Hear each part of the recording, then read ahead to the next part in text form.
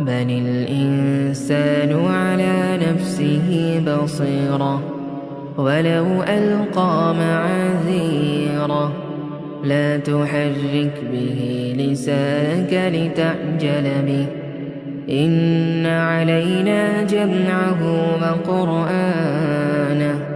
فإذا قرأناه فاتبع قرآنه ثم إن علينا بيانه كلا بل تحبون العاجلة وتذرون الآخرة وجوه يومئذ ناظرة